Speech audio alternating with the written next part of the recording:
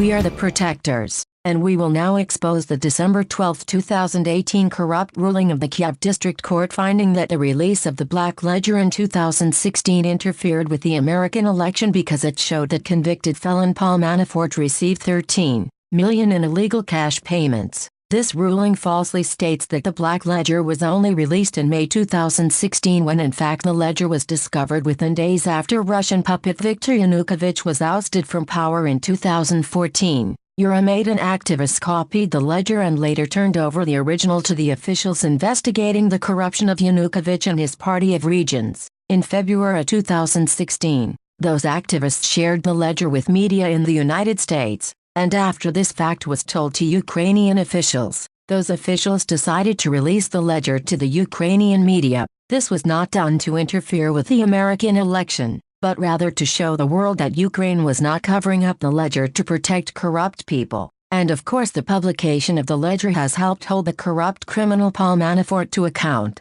and he will now die in prison for his lifetime of criminal conduct. Borislav Rosenblatt, a corrupt politician who was implicated by the ledger and is now under criminal investigation for massive bribery and other misconduct, filed a Kiev suit. He did so to discredit the fearless prosecutors who were investigating Paul Manafort and to give the President Poroshenko a talking point to ingratiate himself with the current corrupt American President Donald Trump. And we know that this suit and the court decision were not simply favors to President Poroshenko. In fact, the suit was funded by corrupt Russian operative and Manafort partner Konstantin Kilimnik, with the assistance of corrupt Russian oligarch Oleg Deripaska, and some of those funds were used to pay off the judge in the case. Manafort and Trump believe they can now use the Kiev court decision to somehow help them avoid criminal responsibility in America, but this will not work because if they try, we will release essential communications of Borislav Rosenblatt proving that he corrupted the court with bribes.